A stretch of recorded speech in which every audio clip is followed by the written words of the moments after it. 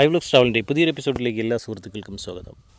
ഇതൊരു ചെറിയ വീഡിയോയാണ്. കഴിഞ്ഞ ആഴ്ച ഞാൻ KSRTCയുടെ ഫാസ്റ്റ് പാസഞ്ചർ ബസ്സിൽ തിരുവനന്തപുരത്ത് നിന്നും MC റോഡ് വഴി യാത്ര ചെയ്യുമ്പോൾ നടന്നൊരു സംഭവമാണ് ഞാൻ നിങ്ങളുമായിട്ട് ഷെയർ ചെയ്യുന്നത്. ഞാനും ബസ്സിൻ്റെ മുൻഭാഗത്ത് ഇടത് സൈഡിലുള്ള സീറ്റിലാണ് ഇരിക്കുന്നത്. അപ്പോൾ എൻ്റെ മുന്നിലിരിക്കുന്ന സീറ്റിൽ, അതായത് ഒരു സിംഗിൾ സീറ്റുണ്ട്, ഡ്രൈവറുടെ നേരെ ഓപ്പോസിറ്റായിട്ട് വരുന്ന സിംഗിൾ സീറ്റിൽ ഡ്രൈവറുടെ തന്നെ ഒരു പരിചയക്കാരനും കൂടെ ഉണ്ടായിരുന്നു.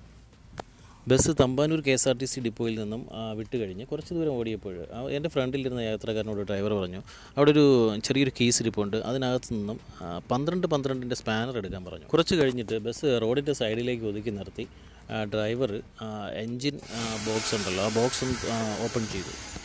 ബസ്സിലിരുന്ന യാത്രക്കാരായ ഞങ്ങളൊക്കെ വിചാരിച്ചു, ബസ് മിക്കവാറും ഇനിയിപ്പോൾ അടുത്ത ഏതെങ്കിലും ബസ്സിലേക്ക് കയറി പോകേണ്ടി വരും, ഇതിപ്പോൾ ഇനി ഓടാൻ പറ്റത്തില്ലായിരിക്കും എന്നൊക്കെ നോക്കി ഇങ്ങനെ ഇരിക്കുകയാണ്. അപ്പം നമ്മുടെ ഡ്രൈവർ പണി തകൃതിയായിട്ട് നടത്തിക്കൊണ്ടിരിക്കുകയാണ്.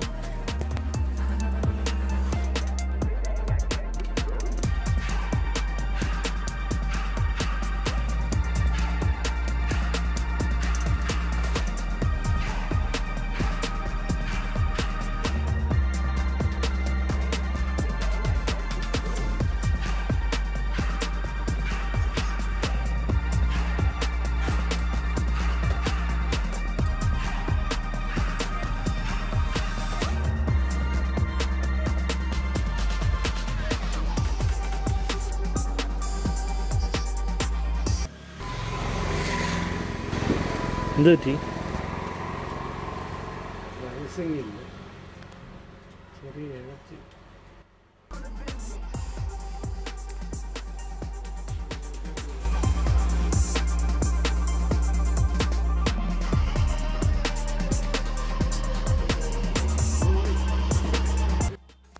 അപ്പോൾ ഇടയ്ക്ക് ഞാൻ ഡ്രൈവറോട് ചോദിച്ചിരുന്നു എന്ത് പറ്റിയെന്ന് ചോദിച്ചപ്പോൾ പുള്ളി പറഞ്ഞത് റൈസിംഗ് ഇല്ല, വണ്ടി ഭയങ്കര ഇഴച്ചിൽ.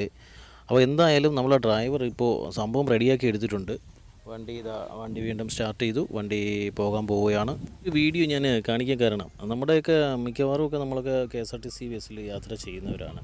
പലപ്പോഴും എന്തെങ്കിലും ഒരു ചെറിയ കംപ്ലൈൻ്റൊക്കെ വരുമ്പോൾ അതിലുള്ള സ്റ്റാഫ് വണ്ടി ഒതുക്കി ഇട്ട്, വലിയ മേജർ മിസ്റ്റേക്ക് ആണെങ്കിൽ ഒതുക്കി ഇട്ടിട്ട് യാത്ര മുടക്കുക തന്നെ വേണം. ഇതുപോലുള്ള ചെറിയ മിസ്റ്റേക്കുകളൊക്കെ ആണെങ്കിൽ അവരെ കൊണ്ട് അത് പരിഹരിച്ച് മുന്നോട്ട് കൊണ്ടുപോകാൻ കഴിയുമെന്നുള്ള കാര്യങ്ങളൊക്കെ ആണെങ്കിൽ പാവം യാത്രക്കാരെ വഴിയിലിറക്കി വിടാതെ ഇതുപോലെ ഒന്ന് ചെറിയ തകരാറൊക്കെ പരിഹരിച്ച് പോകാൻ കഴിയുമെങ്കിൽ അത് വലിയ എല്ലാവർക്കും, അതായത് യാത്രക്കാർക്കെല്ലാം വലിയൊരു ഉപകാരമായിരിക്കും. എന്നതിൽ ചാനൽ സബ്സ്ക്രൈബ് ചെയ്യാത്തവരുണ്ടെങ്കിൽ ദയവായി ഒന്ന് സബ്സ്ക്രൈബ് ചെയ്തേക്കണം. അതുപോലെ തന്നെ ഇനി നല്ല നല്ല വീഡിയോസ് വരാനുണ്ട്.